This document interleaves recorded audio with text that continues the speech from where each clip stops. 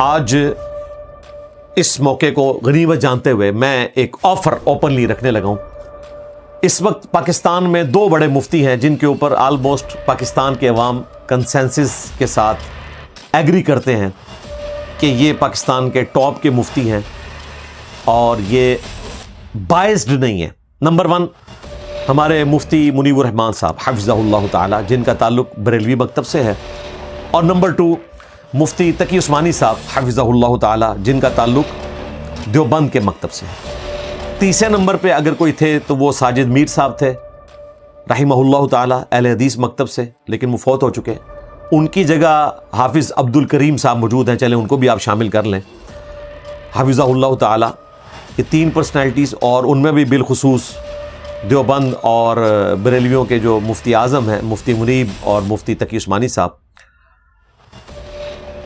ان کو میں اس حوالے سے ریکویسٹ کروں گا کہ وہ میری یہ آفر قبول کریں.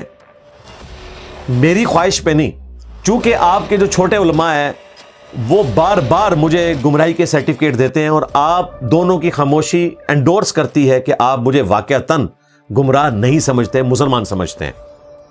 کاش آپ لوگ اس کو ریٹرن میں بھی لکھ دیتے, یا اگر میرے لیے کوئی گمراہی کا فیصلہ کرنا تھا وہ بھی ریٹرن میں کر دیتے, اور بہتر تو یہ ہے کہ ویڈیو میں کر دیتے. ریٹرن والا معاملہ تو کوئی بھی اے آئی کے ذریعے بنوا لے گا یا کوئی ایڈوب فوٹو شاپ میں بنا کے دے دے گا. ویڈیو میں کر دیتے تو میں اس حوالے سے ایک خوشی محسوس کرتا کہ چلے آپ نے کوئی اپنی زبان کھولی. لیکن آپ کی خاموشی اس بات کا ثبوت ہے کہ آپ مجھے دور حاضر کا سب سے بڑا فتنہ نہیں سمجھتے, ورنہ دور حاضر کا سب سے بڑا فتنہ ہو تو سب سے بڑے علماء سامنے آتے ہیں.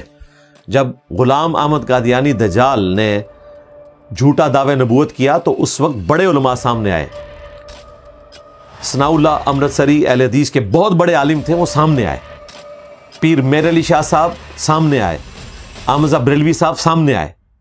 اسی طریقے سے علماء دیوبند میں سے بھی بعض لوگ سامنے آئے, تو بڑے علماء سامنے آئے. لیکن میرے کیس میں الحمدللہ آج تک ایسا نہیں ہوا, بلکہ مفتی منیر صاحب نے کہا کہ وہ اپنے پلیٹ فارم سے اپنی دعوت پیش کریں, ہم اپنے پلیٹ فارم سے دعوت پیش کرتے رہتے ہیں, کرتے رہے ہیں, کرتے رہیں گے. ٹھیک ہے, اس کا مطلب ہے کہ انہوں نے کہا ہم نے کو ایگزسٹ کرنا ہے. تو میں یہ آفر کرنا چاہ رہا ہوں کہ آپ کسی نیشنل ٹی وی کے اوپر ایک لائیو ڈیبیٹ ارینج کریں. چلیں ارینجمنٹ میں کر دوں گا کسی بھی نیشنل ٹی وی کے اوپر, جیو ہو, اے آر وائی ہو, دنیا, سما. اللہ کے فضل سے ہر ٹی وی چینل پہ بڑی پوسٹ کے اوپر ہمارے اس پلیٹ فارم سے جڑے ہوئے لوگ موجود ہیں. میں یہ پروگرام ارینج کر دوں گا, لیکن لائیو چلے, جس میں آپ 2 بڑے مفتی بیٹھیں, میں سامنے بیٹھ جاتا ہوں. عقیدہ توحید کے حوالے سے ڈسکشن ہم کر لیں, عقیدہ ختم نبوت کے حوالے سے ڈسکشن کر لیں, اور جو بزرگوں کی گستاخانہ عبارتیں ہیں جس میں آلریڈی آپ دونوں کے بزرگ ایک دوسرے کے بارے میں فیصلہ کر چکے ہیں, ان کے بارے میں ہم گفتگو کر لیں. اور پھر اس کے بعد میرے حوالے سے کوئی آپ کی ریزرویشن ہے تو میرے سامنے رکھیں, میں پبلکلی اپنے عقائد و نظریات ڈسکس کروں گا. اور اللہ کے فضل سے میرا یہ دعویٰ ہے عاجزی کے ساتھ کہ میرا کوئی ایک عقیدہ بھی ایسا نہیں ہے جو 1400 سال میں مسلمانوں کے ہاں ایگزسٹ نہ کرتا ہو, کوئی ایک عقیدہ بھی. ہمارے استاد غامدی صاحب کے بارے میں تو آپ کہہ سکتے ہیں کہ انہوں نے حیات مسیح اور نزول مسیح کا انکار کر دیا, یا داڑھی کے معاملے میں ان کا ایک تفرد ہے, یا پردے کے معاملے میں تفرد ہے, یا ابھی حالیہ ان کا ایک فتویٰ آیا قادیانیوں کے پیچھے نماز پڑھنے کا مسئلہ.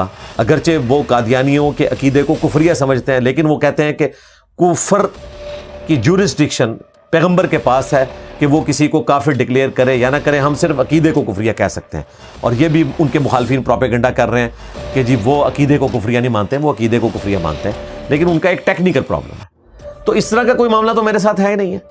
الحمدللہ ہمارے ہر عقیدے کی بنیاد قرآن و سنت میں موجود ہے, بلکہ تمام مکاتب فکر میں ہمارے عقیدے موجود ہیں. ہاں یہ ہو سکتا ہے کہ میرا کوئی عقیدہ اہل حدیث کے زیادہ قریب ہو اور دیوبند سے دور ہو, اور بعض عقائد دیوبند کے قریب ہوں, اہل حدیث سے دور ہوں, بعض بریلویوں کے نزدیک ہوں اور وہابیوں سے دور ہوں, بعض شیعہ کے نزدیک ہوں, اہل سنت سے دور ہوں. لیکن کوئی آپ پن پوائنٹ ایک عقیدہ ایسا پیش نہیں کر سکتے کہ جس میں اکیلا کھڑا ہوں. تو یہ تو ہو ہی نہیں سکتا کہ میں بیک وقت ساروں کو سیٹسفائی کرنے میں کامیاب ہو جاؤں. میں امید کرتا ہوں کہ میری اس ویڈیو کے جواب کے اندر انشاءاللہ ہمارے بڑے بڑے علماء جو ہیں وہ لبئی کہیں گے اور ویڈیو بنا کے ایٹ لیسٹ اس آفر کو قبول کریں گے. اور اگر ضعیف العمری کی وجہ سے وہ آفر قبول نہیں کر پا رہے تو وہ ویڈیو میں اپنا کوئی نمائندہ جو ہے مقرر کر دیں اور ان الفاظ کے ساتھ کریں کہ اس کی جیت میری جیت اور میری جیت میرے فرقے کی جیت ہے, اس کی ہار میری ہار اور میری ہار میرے فرقے کی ہار ہے.